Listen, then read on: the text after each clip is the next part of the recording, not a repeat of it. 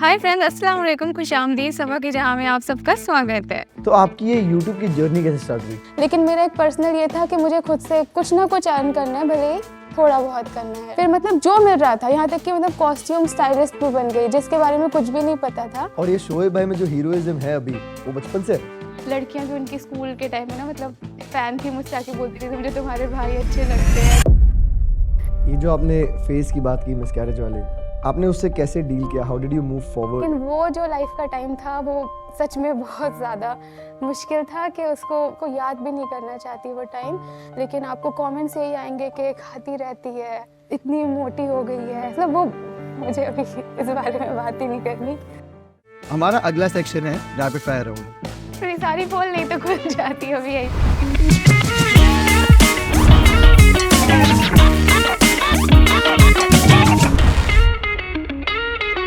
Hello everyone and welcome back to yet another episode of the unboxing podcast. जो हमारी आज की guest है वो एक सुपर फेमस ब्लॉगर है और वो हमेशा हंसती रहती है। आप गेस कर सकते हो, अगर नहीं कर सकते तो एक और हिंट देता हूँ। इनकी पूरी फैमिली स्टार से भरी हुई है, चाहे वो इनके भाई हो या भाभी हो। Welcoming Saba Ibrahim. Thank you so much Saba यहाँ आने के लिए।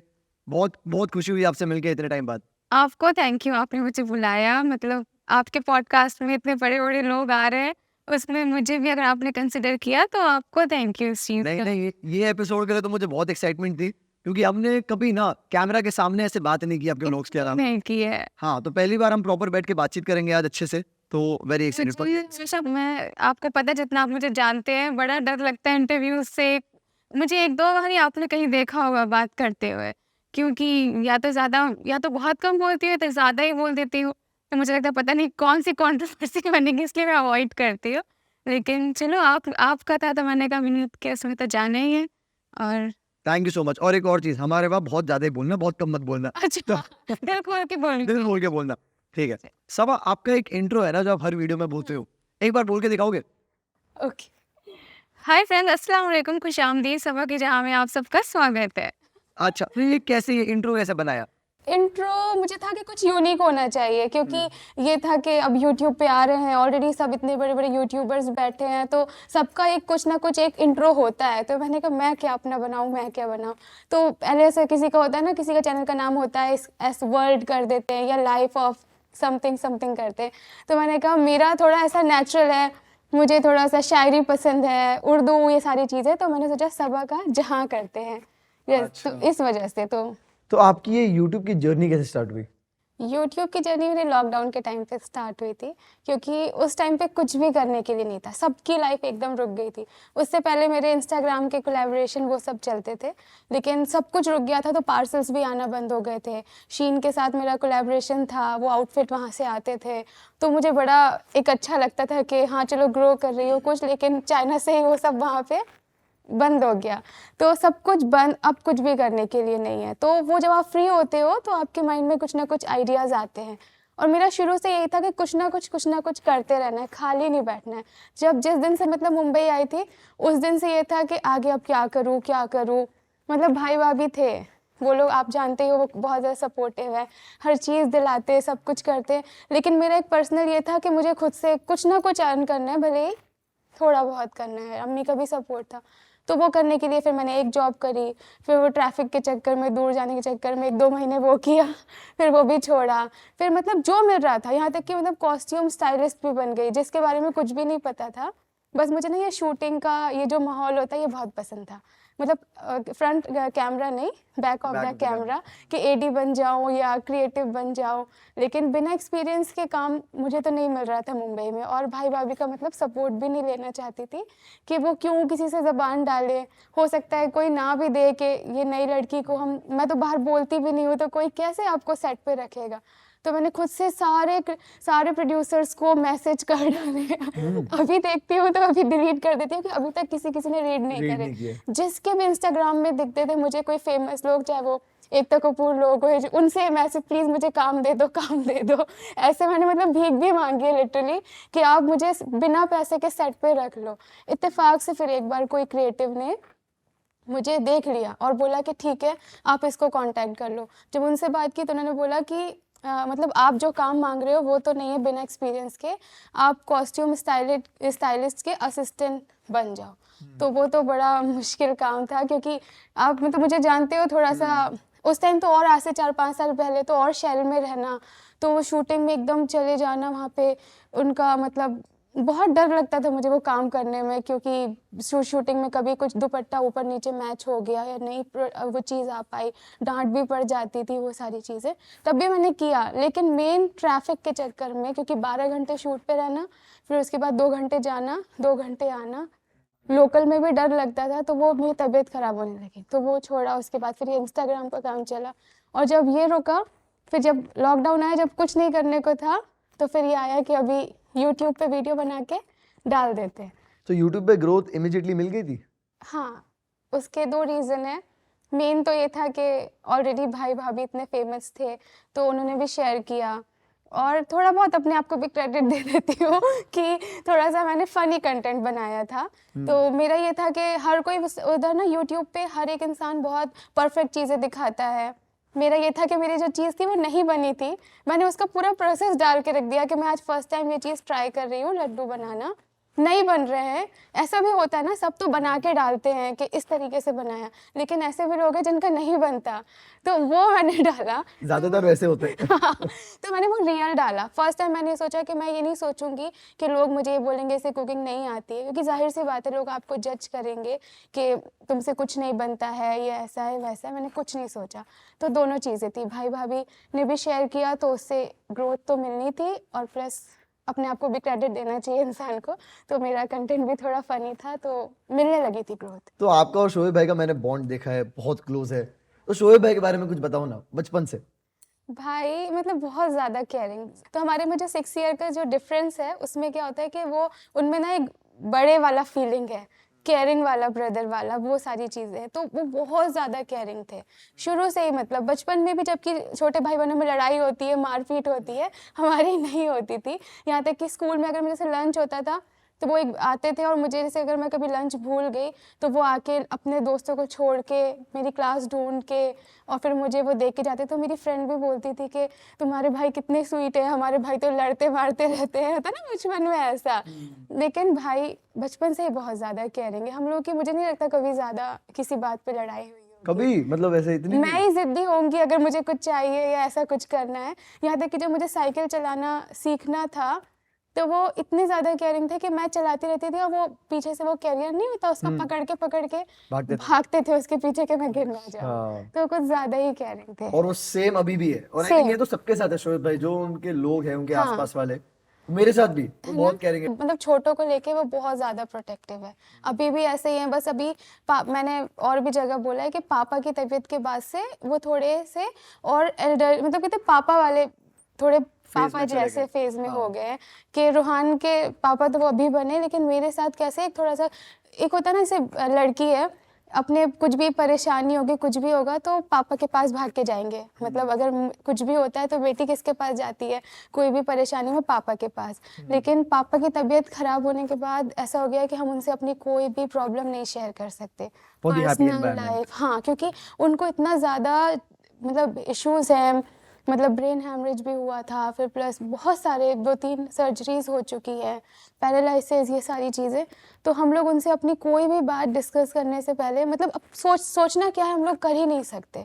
लाइफ में कितनी भी बड़ी परेशानी आ जाए, टेंशन आ जाए, हम लोग पापा के पास जा ही नहीं सकते। और अम्मी कैसे, आपकी माँ वाला कैसा नेचर होता है कि आप अपने माँ के सामने स्ट्रॉन्ग रहते हो कि अम्मी को भी नहीं बताना है, तो अब किसके पास। तो वो सारी जिम्मेदारी ना भाई ने उठाई है, तो उनके अंदर वो बाप वाली फीलिंग भी आ गई। और मेरे साथ उनका अब ऐसा रिलेशन हो गया है कि हर जगह वो खड़े हुए हैं, जहाँ जहाँ पापा की ज़रूरत पड़ती है वहाँ पे पापा है मतलब। लेकिन जो एक खड़े होना रहता है, साथ में जाना आना, आपको हेल्प करना, सपोर्ट करना, आपको गाइड करना, वो सब अब भाई करते हैं। यूजुअली टीवी सीरियल्स में हमने देखा है एंड जनरली देखा है कि नंद भाभी की बनती नहीं है, बट आप लोगों के केस में उसका टोटल ऑपोजिट है। आप लोगों का इतना अच्छा बॉन्ड, इसके पीछे कुछ हमें थोड़ी स्टोरीज वगैरह बताइए कैसे। नहीं, ये बात आप सही कह रहे हैं कि नहीं बनती, मतलब ऐसा चला आ रहा है हर जगह, फिल्म्स में दिखाएंगे, सीरियल में दिखाएंगे, कुछ ना कुछ दोनों के बीच में अनबन रहेगी ही रहेगी। लेकिन टचवुड मेरे और भाभी के केस में ऐसा बिल्कुल भी नहीं है। भाभी बहुत ज़्यादा ही अच्छी है, और इसका रीज़न दोनों भाई भी अच्छे हैं, भाभी भी अच्छी है। मेरा ये मानना है कि जब भाभी को मुझसे मिलाने वाले या मुझे भाभी से मिलाने वाले भाई हैं, वो जिस तरीके से उनके मतलब हमारी इमेज बनाएंगे या जैसा उन्हें समझाएंगे, भाई के लिए कितना हम मैटर करते हैं, उस हिसाब से फिर भाभी, क्योंकि वो तो एक दूसरी फैमिली से आती है, उन्हें नहीं पता कि कैसे किसके साथ रहना है, क्या करना है, किसका कैसा बॉन्ड है। तो भाई जब इतना ज़्यादा मोहब्बत करते हैं, वो चीज़ भाभी ने भी देखी, वो चीज़ समझी, तो भाभी ने भी भाई से कई गुना ज़्यादा मोहब्बत थी। और ऐसा हमेशा भी नहीं होता है, बहुत से ऐसा होता है कि भाई अच्छे होते हैं लेकिन भाभियाँ नहीं अच्छी होती हैं, या फिर बहुत जगह ऐसा होता है कि दोनों अच्छे होते हैं लेकिन नंद नहीं अच्छी होती है, उसको भी कुछ प्रॉब्लम क्रिएट करानी ही होती है। तो लेकिन टचवुड हम लोगों के केस में ऐसा नहीं है, सब ने अपना अपना रोल बहुत अच्छे से निभाया है। एट द एंड हर कोई एक दूसरे की खुशी चाहता है। अगर हम दोनों आपस में लड़ेंगे तो टेंशन भाई को होगी, या हम और भाई लड़ेंगे तो भाभी को होगी। तो अगर हर एक इंसान हर एक के बारे में सोचेगा कि लाइफ में टेंशन नहीं चाहिए, सब मिल के रहें, खुश रहें, तो सब अच्छा रहता है। तो भाभी भी ऐसी ही मिल गई कि उनके दिल, आप भी अगर उन्हें जानते होगे कि बहुत वो एक मदरली फिगर वाली है ना, ममता बहुत है उनके दिल में। अगर आप उनके पास जाके इतना बोलोगे कि ये परेशानी है या ऐसा कुछ है, तो उनको लगेगा कि मैं आपके लिए क्या कर दूँ। तो उनका ऐसा नेचर है। तो हम लोगों के बीच में ना वो है ही नहीं नंद भाभी वाला, वो एक जैसे भाई पापा की तरह ख्याल रखते हैं, ऐसे वो एक माँ की तरह ख्याल रखती है। फर्स्ट टाइम आप मिले कब भाभी को? मुझे लग रहा है हम लोग जब मुंबई आए थे, या हाँ मुंबई आए थे। एक तो मुझे ना थोड़ा शॉर्ट टर्म मेमोरी लॉस है, अब पता नहीं वो मेरे कोई मेडिकल रीज़न की वजह से ऐसा होता है या नहीं, मुझे नहीं पता, थायराइड की वजह से है या कुछ हार्मोनल इशू के आदि चीज़ें, मतलब मुझे मेमोरी रहती है लेकिन एग्जैक्ट नहीं याद रहता कि हाँ ऐसा हुआ था। लेकिन जहाँ तक मुझे याद है कि हम लोग मुंबई आए थे और स्टेशन आई थी भाभी भाई के साथ हम लोग को लेने के लिए। तब हम मिले थे, हम लोग बड़े नर्वस थे कि अरे एक्टर है इतनी बड़ी, कैसे मिलेंगी, क्या होगा। लेकिन बहुत स्वीट थी, ऐसा लगा ही नहीं, उन्होंने इतना जल्दी हम लोग को नॉर्मल फील करा दिया था कि ऐसा लगा ही नहीं। फिर उन्होंने हमें मुंबई घुमाया, दिखाया, हर चीज़ की, तो फिर वो चलता रहा। और आज सबा, मैं आपसे जब भी मिला हूँ आपके मुंह पे एक हमेशा इतनी बड़ी स्माइल होती है, पर I am sure being a creator there are certain challenges जो आप शायद पब्लिक में नहीं बता पाते हो। तो ये होता है या सिर्फ ये मेरा अजम्पशन है? नहीं, ये बहुत ज़्यादा होता है। हर मुझे लगता है कि ज़्यादातर क्रिएटर इस चीज़ से रिलेट करेंगे कि उसके पीछे ना बहुत ज़्यादा स्ट्रेस भी होता है और टेंशन भी होती है। और अगर आपकी थोड़ी तबीयत से रिलेटेड कोई चीज़ हो, तब वो और ज़्यादा चीज़ें, जो आपकी टेंशन होती है ना, वो अगर आपकी तबीयत भी ठीक नहीं चल रही, मतलब हेल्थ कंडीशन प्लस आपका कुछ प्रोफेशनल ऐसा चल रहा है, वो दोनों मिक्स होके आपको बहुत ज़्यादा हिट करती है। लेकिन आप काम नहीं रोक सकते, और आप हर वक्त सबके सामने जो आपको व्यूअर्स देख रहे हैं उनको हर वक्त आप नहीं रोक सकते। कभी कभार होता है आप अंदर से बहुत ज़्यादा मतलब फील हो गया, आप अंदर होता है ना कि आपको अपना निकालना है, तो आपने वीडियो में बोल दिया। लेकिन हर कोई एट द एंड आपको हाँ हंसने के लिए देखता है, एंटरटेनमेंट के लिए देखता है। सबकी लाइफ में प्रॉब्लम्स है, अगर आप रोज़ रोज़ अपना लेके बैठ जाओगे ना, तो कोई नहीं, किसी को नहीं अच्छा लगेगा। हर कोई आपको एक पॉजिटिविटी के साथ, एक मोटिवेशन के साथ देखना चाहता है। तो बहुत सारे इश्यूज़ होते हैं उसके पीछे, और वो सारी चीज़ें मैंने मतलब अभी ये जो आपने देखा होगा, जब मेरा ये जो मिसकैरेज का हुआ था उसके बाद बहुत ज़्यादा फेस की। उससे पहले, शादी से पहले तक सब कुछ बहुत नॉर्मल चल रहा था, और उसके बाद से सारी चीज़ें हेल्थ वाइज मेरी इस 1 साल में बहुत ज़्यादा इशू हुआ। और उसके साथ साथ यूट्यूब को कंटिन्यू करना, क्योंकि आपके पास आपको काम तो करना ही है, आपकी यही अभी इस वक्त यही एक अर्निंग है। और अगर आप इसमें थक के बैठ गए, या आपको कोई चीज़ हिट कर गई, या आपकी नई तबीयत ठीक हो रही है, आपके पास कोई ऑप्शन ही नहीं है, आपको खड़ा होना ही है, तो वो बहुत मुश्किल हो जाता है। ये जो आपने फेस की बात की मिसकैरेज वाले, मुझे पता है आपके फैमिली पे कितना डिफ़िकल्ट टाइम था। आपने उससे कैसे डील किया? How did you move forward? And because बहुत सारे व्यूअर्स आपको देखते हैं, उनमें से बहुत सारे विमेन होती है, हाँ, सो आप एक तरीके से एक इंस्पिरेशन है इन सबके लिए कि हाँ सबा भी इससे मूव फॉरवर्ड हुई है, she is moved on in life. So उनके लिए आपका क्या मैसेज है कि वो अगर किसी के साथ ये अनफॉर्चुनेट इंसिडेंट होता है, so how do they move forward with their lives? ये मतलब आपने ये अच्छा क्वेश्चन पूछा, क्योंकि इसके बारे में मुझे लगता है उस टाइम के बाद से अभी 6-7 मंथ से ज़्यादा हो गया होगा, मैंने व्लॉग में कभी भी बात नहीं की है। क्योंकि अगर आप ज़्यादा अपनी परेशानी की बात करते हो तो लोगों को लगता है सिंपैथी के लिए कर रही है। बहुत बार मेरा मन करता है कि मेरे साथ जो चल रहा है वो मैं शेयर करूँ, क्योंकि आई एम श्योर मेरे जैसे ऐसे बहुत से लोग होंगे जो इस चीज़ से गुजर रहे होंगे, जिन्हें हिम्मत चाहिए होगी। लेकिन अगर आप ज़्यादा कोई चीज़ के बारे में बोलोगे तो सबको ये लगने लगता है कि अरे इसको बस अपनी सिंपैथी चाहिए, आपको जज करने लगेंगे। लेकिन वो जो लाइफ का टाइम था वो सच में बहुत ज़्यादा मुश्किल था कि उसको अब मतलब एक्सप्रेस, अब शायद मैं उस चीज़ से निकल चुकी हूँ, मैं उसको याद भी नहीं करना चाहती वो टाइम, क्योंकि आपने सोचा ही नहीं है कि ऐसा भी हो सकता है। हाँ, मुझे थोड़े बहुत हार्मोनल इश्यूज़ थे पहले से, डॉक्टर के पास गए, दिखाया, उन्होंने बोला नहीं अभी आप बिना ट्रीटमेंट के कंसीव ही नहीं कर सकते हो, तो वो माइंड में आपके था। लेकिन कुछ मंथ बाद पता चलता है कि हाँ मतलब सब ठीक है, कंसीव भी हो गया, हार्ट बीट भी आ गई। आप नॉर्मल चेकअप के लिए डॉक्टर के पास जाओ और डॉक्टर बोले कि बेबी की हार्ट बीट आ गई है, तो वो एक अलग ही खुशी का भी मौका होता है। उस टाइम सनी भी यहाँ पे नहीं थे, तो और वो धीरे धीरे जैसे 1 वीक के बाद धीरे धीरे पता चलता है कि अब तबीयत बिगड़ती जा रही है। उसको रोकने के लिए बहुत ज़्यादा कोशिश की, सब कुछ किया, लेकिन वो नहीं हो पाया। और उस चीज़ का वो रहता है कि सनी भी वो मोमेंट नहीं वो एक्सपीरियंस कर पाया। और दोबारा मतलब जो हम गए उसको लेके कि अब चलते हैं, शायद कुछ अच्छा रिजल्ट होगा, और उस दिन ही डॉक्टर ने बोला कि अब मतलब सॉरी ये ऐसा। तो वो इसलिए वो अच्छा हुआ कि आज मैं इसमें आपसे इस बारे में बात कर रही हूँ कि इंसान को हिम्मत रखनी ही पड़ती है, उसके अलावा उसके पास और कोई ऑप्शन नहीं होता है। ऐसे बहुत से लोग हैं जिनके पास बेबीज़ नहीं हैं, जिनको 15-15 साल हो गए शादी के, तब भी बेबीज़ नहीं है, उनकी भी लाइफ चलती है और हिम्मत करनी पड़ती है। तो यही है कि वो उसके बाद से ना बहुत सारी हेल्थ कंडीशन जो है वो बिगड़ती गई। वेट गेन होता है, आपको मूड स्विंग्स होते हैं, चीज़ें होती हैं, आपको व्लॉग भी बनाना है, आपको खुश रह के बनाना है, यहाँ पे अपनी सारी चीज़ें चल रही हैं, आपको मेडिसिन डॉक्टर दे रहा है, वो मेडिसिन से आपका वेट गेन भी हो रहा है, लेकिन आप वो छोड़ भी नहीं सकते हो क्योंकि डॉक्टर बोल रहा है कि वो ज़रूरी है। लेकिन आपको कमेंट्स यही आएंगे कि खाती रहती है, इतनी मोटी हो गई है, समझ नहीं रही है, मतलब वो मुझे अभी इस बारे में बात ही नहीं करनी। हाँ, मतलब इसीलिए मैं अवॉइड करती हूँ कि मैं इस बारे में बात करूँ। लेकिन ये है कि आपको हिम्मत करनी पड़ती है और इसके अलावा कोई ऑप्शन नहीं है। अगर हम क्रिएटर हैं, हमने ये लाइफ चूज़ की है, लोग कहते हैं कि आप अपनी लाइफ अगर पब्लिकली दिखा रहे हो तो लोग तो आपको जज करेंगे ही। लेकिन कभी कभी लगता है कि काश कोई तो थोड़ा समझ के किसी की सिचुएशन जो लेडीज़ देख रही हैं वो काश कभी तो समझें कि इसके साथ ये भी हो सकता है।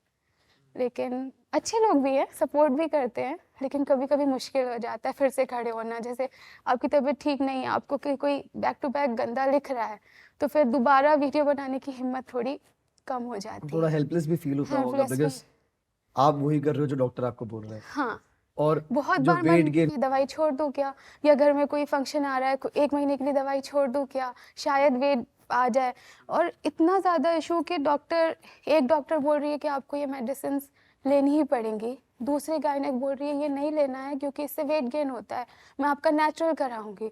फिर अगर आपको लगता है कि कुछ आपका रिजल्ट नहीं मिल रहा है तो आप किसी के पास जाते हो, फिर वो आपको वो मेडिसिन दे रहे हैं, उस मेडिसिन से आपको मतलब इमोशनली आपकी हर चीज़, आपको ज़्यादा रोना, आपको ज़्यादा गुस्सा, आपको ज़्यादा चिड़चिड़ापन, आपको जो चीज़ नॉर्मली एक कमेंट इतना हिट नहीं करेगा जितना आपको अगर ये सारी चीज़ों के साथ हिट करेगा। लेकिन वो आपको लेना ही पड़ता है, नहीं तो फिर आप काम बंद करके बैठ जाओ और कोई रास्ता ही नहीं है। But Saba let me tell you, आप बहुत अच्छा काम कर रहे हो, just keep doing what you are doing. देखो कुछ लोग होते हैं जो कमेंट करते रहेंगे, आप जो कर लो, इन्हें इग्नोर करो और आप कॉन्सेंट्रेट करो, क्योंकि आपको प्यार करने वाले बहुत ज़्यादा है।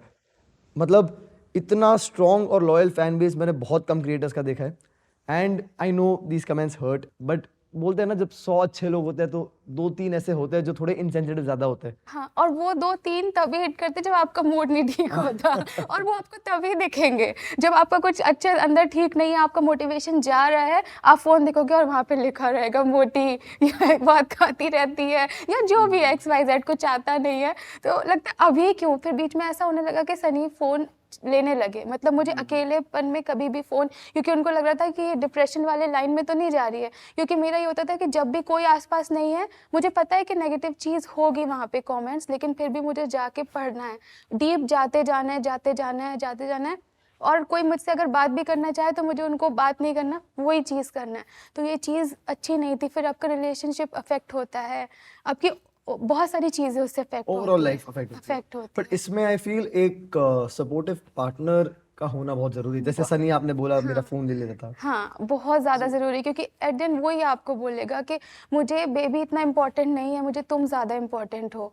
हमें कभी भी नहीं बेबी होगा तब भी मेरे लिए, मतलब वो तुम वो मतलब इतना स्वीट है कि तुम हो ना, तुम ही मेरे लिए बेबी जैसी हो, तो मुझे इतना ज़रूरी नहीं है तुम्हारी हेल्थ से ज़्यादा। तो हम लोग मतलब होता है ना, शादी के बाद आपको इन-लॉज़ या फिर जहाँ से हम हैं वहाँ पे थोड़े ऐसे सोच के होते हैं ना, शादी हुई तो बच्चा फ़ौरन हो जाना चाहिए। तो वो वहाँ पे अगर मैं नहीं बोल पाती तो वहाँ पे वो जाके बोलता है। अगर कोई भी बोलेगा तुम्हारा ट्रीटमेंट चल रहा है या नहीं चल रहा है, कब करोगे, अब क्यों नहीं कर रहे हो, तो वहाँ पे वो स्टैंड लेता है कि नहीं नहीं अभी कोई ज़रूरत नहीं है, अभी नहीं करना है। तो पार्टनर का सपोर्ट होना बहुत ज़्यादा ज़रूरी है, नहीं तो मुश्किल हो जाता है मैनेज करना। वैसे सब आप हमेशा ऐसे हंसते रहते हो, कभी गुस्सा आता है आपको? ये क्वेश्चन आपको सनी से पूछना चाहिए, अम्मी से पूछना चाहिए, या फिर जो रेज़ा रेहान है उनसे पूछना चाहिए। उनको पता है कितना आता है। कभी कभी आता है, ऐसे ज़्यादा नहीं, कभी कभी जब कोई चीज़ सही नहीं है या कोई चीज़ एक बार बोल दी वो चीज़ नहीं हुई, वो भी जब कभी काम का स्ट्रेस होगा तो कभी कभी ज़्यादा हो जाता है। उसके बाद ऐसे ज़्यादा नहीं आता, या फिर कभी आया भी तो फिर वो रोने से निकल जाता है। ज़्यादा नहीं आता। बाहर मैंने आज तक मुझे नहीं याद है कभी किसी को तेज़ आवाज़ में बोला भी होगा। बाहर मैं ऐसी हूँ कि अगर मैं मुझे मतलब आप 12 आवर्स काम के लिए बुला रहे हो, अगर आप 14 भी बैठा लोगे 2 घंटा, तो मैं आपसे ये नहीं कह पाऊँगी कि नहीं मुझे जाना है। अच्छा, ऐसा है मेरा नेचर बाहर वालों के लिए, और घर पे थोड़ा-सा लड़ लेती हूँ। इसका लोग कभी एडवांटेज लेते हैं? हाँ, लिया है, लिया है। लिया है। हाँ, हमेशा होता है ऐसा। वो अब पता नहीं, बहुत से लोग जैसे कोलैबोरेशन आते हैं, कुछ आते हैं हमारी ये प्रॉब्लम है, ये ऐसा है, तो अब मुझे नहीं पता कि उनकी जेन्युइन है या नहीं है। मैं सोचती हूँ चलो इनके लिए इतने में भी कर दूँ, ऐसा कर दूँ, उनकी हेल्प कर दूँ।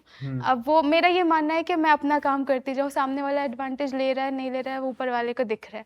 तो अपना काम करना है। हाँ, खुद अच्छे रहो, बाकी फिर हाँ। कर्मा पे छोड़ दो। छोड़ दो, करेक्ट। वैसे स्कूल में आपको ज्यादा डांट पड़ती थी या शोएब भाई को? ये तो देखो राज होगा, अगर भाई को पड़ी होगी तो बताया नहीं होगा, पिट के भी आए होंगे तो नहीं बताया होगा, और मैंने भी अपना किसी को नहीं बताया होगा। लेकिन मुझे ऐसा लगता है मुझे ज़्यादा डांट वाट नहीं पड़ी है।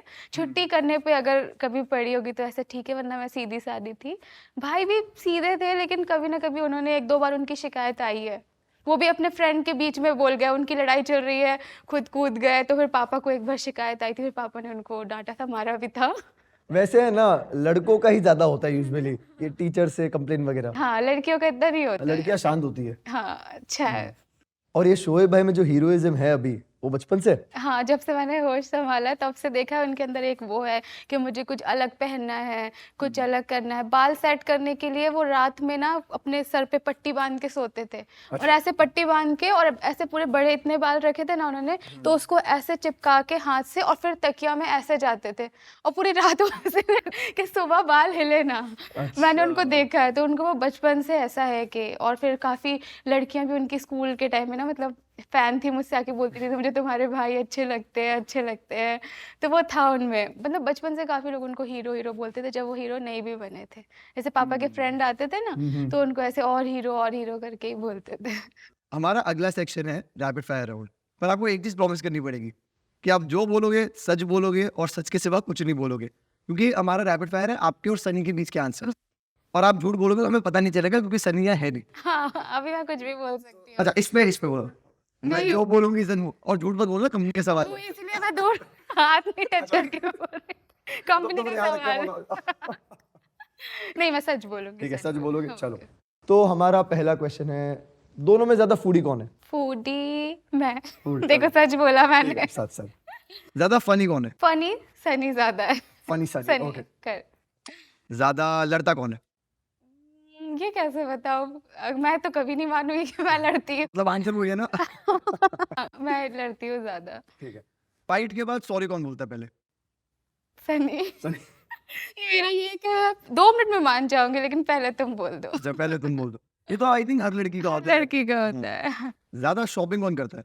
शॉपिंग मुझे लगता है, दिखता है कि मैं करती हूँ, लेकिन सनी भी कर लेते हैं। उनका कैसा है कि मैं अगर कुछ अपना ले रही हूँ, बीच में से पीछे से जाके 1-2 टी-शर्ट उसमें रख लेना, बोला मैं कहाँ इतना कुछ करता हूँ, तो सनी ज्यादा करते हैं। ये मैं वेरीफाई करूंगा सच के साथ। पहले कौन उठता है? ये बड़ा मुश्किल क्वेश्चन है। दोनों लेट उठते हैं, दोनों जल्दी उठते हैं? दोनों लेट उठते हैं, क्योंकि हम लोग अभी ऐसा हो गया ना, यूट्यूब के बाद से थोड़ा एडिटिंग में ये कर रहे हैं वो कर रहे हैं, लेकिन सनी को ज्यादा सोना होता है, तो वो मुझे बोलते तुम भी अभी सोती रहो। पर ये है ना कि थोड़ा सा एडिटिंग रात में इजी हो जाता है बिकॉज थोड़ा दिन भर पीसफुल आप, होता है। हाँ पीस, दिन भर आप अपने, क्योंकि अपने लिए टाइम कैसे निकालोगे, तो सबके साथ आपने बात भी कर ली, ब्लॉग भी शूट कर लिया, अब रात में थोड़ा सा अपने एडिटिंग में सुकून से टाइम दे। तो इस क्वेश्चन के साथ हमारा रैपिड फायर राउंड खत्म होता है। चलो मेरी सारी पोल नहीं तो खुल जाती अभी यही। नहीं अभी तो रुक जाओ, पॉडकास्ट बचा हुआ है। अच्छा। नहीं अब स्वीट क्वेश्चन। सनी के बारे में सबसे अच्छी क्वालिटी कौन सी लगती है आपको? बहुत सारी है, अगर ऐसे बताने पे आऊंगी, लेकिन एक जो मैंने सबसे ज्यादा देखी थी कि वो किसी को भी मतलब ज्यादा ऐसे हर्ट नहीं कर सकता, मतलब बहुत कहते हैं ना उसका दिल जो है वो बहुत ज्यादा नरम है, और वो एक क्वालिटी सब में होनी चाहिए, क्योंकि अगर जिसका दिल अच्छा होगा तो वो अपने किसी भी इंसान को मतलब परेशान नहीं कर सकता, फिर वो अपनी वाइफ को तो बिल्कुल भी नहीं कर सकता। नहीं, आपका बहुत ध्यान रखते हैं। बहुत ज़्यादा, और मतलब फैमिली का भी, अपनी मम्मी को बहुत ज़्यादा मोहब्बत करते हैं, तो जो अपनी मम्मी से भी मोहब्बत करेगा, अपनी सिस्टर से करेगा, अपनी वाइफ से करेगा, अपनी यहाँ तक कि अपने फ्रेंड्स को भी, तो इसकी एक ये क्वालिटी बहुत ज़्यादा अच्छी है कि हर एक के बारे में सोचना, तो ये उसका मतलब उसका दिल जो है वो बहुत ज़्यादा अच्छा है। तो आप लोगों की लव स्टोरी कैसे चालू हुई, थोड़ा बताओ हमें भी। ये यहाँ पे नहीं बताऊंगी, मेरे चैनल का कंटेंट है। जब से मेरी शादी हुई है, लोगों ने मुझे कमेंट कर करके परेशान कर लिया, लव स्टोरी ब्लॉग कब आएगा कब आएगा कब आएगा। अब वो अपने चैनल पे मुझे दिखा ले रहे हैं। ये आपके चैनल का कंटेंट है, हाँ। कोई नहीं डालेगा ये। और सनी के बारे में कोई एक ऐसी आदत जो आपको बिल्कुल नहीं पसंद? अभी मौका है बोल देती हूँ। मुझे ये पॉडकास्ट देखेगा फिर गुस्सा होगा।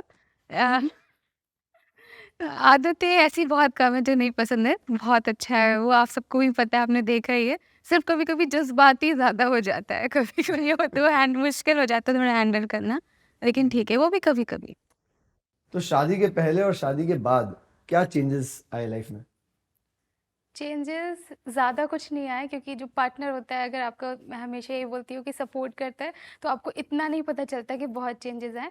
सिर्फ आपकी रिस्पॉन्सिबिलिटी थोड़ी ज़्यादा बढ़ जाती है, पहले आप अपने माँ पापा के बारे में सोचते हो, फिर अभी दो मतलब एक अम्मी पापा एक और ज़्यादा ऐड हो जाते हैं, तो आपके मतलब 2 पापा 2 अम्मी, एक और मतलब 2 फैमिलीज़ के बारे में आपको सबको माइंड में रख के चलना पड़ता है, एक चीज़ नहीं हो सकती है। आपको मतलब ऐसा होता है ना कि आपका दिल है, आप हमेशा अपने माँ बाप के साथ रहे हो, तो मतलब वो बैलेंस करना थोड़ा सा कभी कभी मुश्किल हो जाता है। लेकिन लाइफ एकदम, अगर दोनों समझदार हैं, जैसे मेरे इन-लॉज हैं, समझदार हैं, वो समझते हैं कि हमारा यहाँ पे काम है, हम यहाँ पे रह रहे हैं, तो मेरी लाइफ में इतने ज़्यादा चेंजेस नहीं आए हैं। बस थोड़ा सा आपको हर चीज़ माइंड में, आपके बैक ऑफ द माइंड चलता रहता है कि आपको इनके बारे में भी सोचना है और इनके बारे में भी सोचना है। आपकी एक इतनी स्ट्रॉन्ग फैन फॉलोइंग है, इतने लोग आपको रोज देखते हैं, उन लोगों से आप क्या एक चीज बोलना चाहते हैं? उनको मैं सबसे पहले तो थैंक यू कहना चाहती हूँ, क्योंकि वो मुझे देखते हैं और मतलब बहुत ज़्यादा सपोर्ट करते हैं, उनके वजह से ही आज हम यहाँ पे बैठे हो। अगर आप मुझे यहाँ बुला रहे हैं या इतने बड़े लोगों से मैं मिलती हूँ, तो सिर्फ उनके ही वजह से है, तो मैं यहाँ तक आई हूँ। और उनको एडवाइस मैं यही देना चाहती हूँ कि लाइफ में खुश रहना बहुत ज़्यादा ज़रूरी है। ऐसा मतलब आपने हर जगह सबको सुना होगा ये बोलते हुए कि अरे खुश रहो, लेकिन सच में खुश रहना कभी कभी बहुत मुश्किल हो जाता है। तो मैं उनको बार बार ये कहना चाहती हूँ कि लाइफ की प्रॉब्लम्स साथ साथ चलती जाएंगी। आप लोग हमें देखते हैं, हम कितने हैप्पी व्लॉग्स बनाते हैं, लेकिन हमारे साथ भी प्रॉब्लम्स हैं, लेकिन हम उसको हटा के खुश रहते हैं। और हमारा यही मकसद होता है व्लॉग्स बना के आपको दिखाने का या अपनी लाइफ शेयर करने का, कि हर बुरी चीज़ में आपको पॉजिटिव चीज़ ढूंढनी है, खुश रहना है, क्योंकि लाइफ बहुत छोटी सी है। इतने साल गुजर गए, पता ही नहीं चलता कि अभी अगर आप भी, कोई भी सुन रहा होगा या देख रहा होगा, उसको इतना भी नहीं याद होगा कि उसकी इतनी लाइफ के इतने साल निकल गए, पता भी नहीं चले। तो लाइफ बहुत छोटी है, हमें उसको एंजॉय करते हुए चलना है। मुश्किलें आएंगी, लेकिन फिर भी हिम्मत रखनी है, और बस मतलब हिम्मत नहीं हारनी है। तो इसी के साथ हमारा आज का एपिसोड भी यही खत्म होता है. Thank you so much for watching the episode and thank you so much Saba for coming here.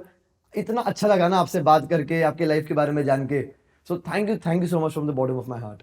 Welcome. और मुझे भी बहुत अच्छा लगा, मैंने भी बहुत सारी दिल की पूरी बातें यहाँ पे कर डाली जो कि हम अक्सर व्लॉग में नहीं कर पाते। तो आपने ये जो पॉडकास्ट स्टार्ट किया है बहुत अच्छा आइडिया है और मुझे इसका नाम बहुत अच्छा लगा। Thank you so much. ये आपने कैसे सोचा? एक्चुअली ना मैं बैठा था, मैंने 3-4 नाम निकाले थे, बट जैसे मैंने दी अनबॉक्सिंग पॉडकास्ट देखा ना, तो मुझे उसका आइडिया इतना अच्छा लगा पीछे का कि हम आर्टिस्ट को एक तरीके से अनबॉक्स कर रहे हैं. मतलब they can keep their lives in front of the camera in a way. तो बहुत तो अच्छा। इसलिए थैंक यू सो मच.